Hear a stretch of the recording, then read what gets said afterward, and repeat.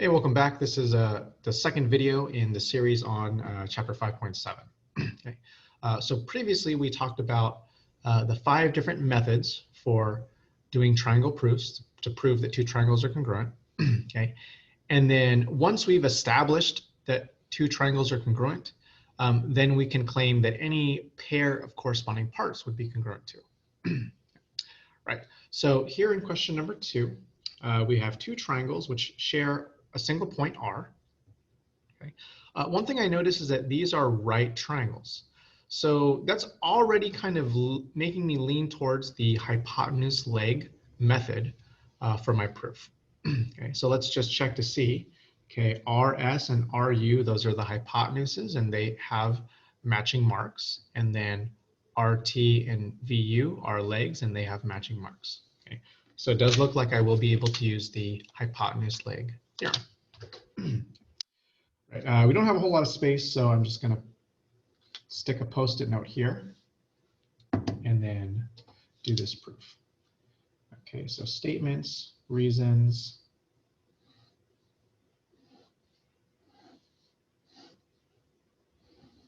Okay, so I already know that I want to use hypotenuse and leg, so I'm going to put an H for the hypotenuse statement, an L for the leg statement, and then obviously I need to make a statement about the triangles.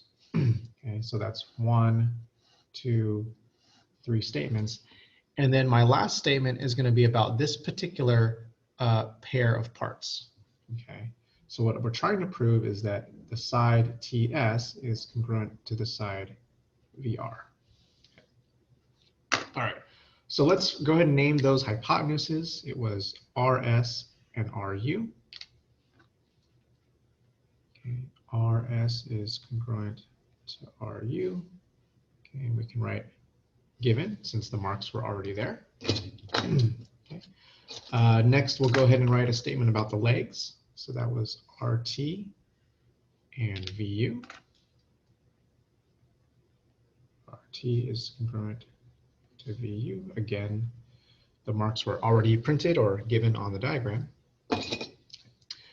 So because we have a pair of hypotenuses and a pair of legs that are congruent, we can make a statement about the triangles being congruent.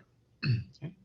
So let's name the first triangle RTS.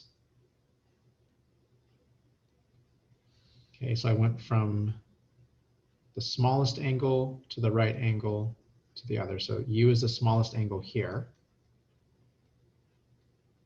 V is the right angle, and then R is the last angle. Okay, so RTS and UVR. Remember, when you're naming triangles, you can't just put the letters in any random order. You have to be consistent in the way that in the order that you write the letters. Okay. All right. So where's our evidence? Well, we did the hypotenuse leg method, so we'll write hypotenuse leg congruence theorem. Okay. Now that we know that these 2 triangles are overall congruent, any pair of parts would be congruent as well.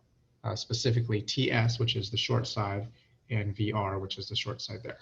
Okay. So like we did in the last proof, we're just going to write CPCTC. Corresponding parts of congruent triangles are also congruent.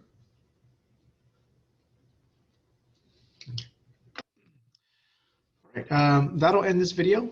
As you can see, there's one more question, number 3, which is going to be another one of these CPCTC kind of proofs.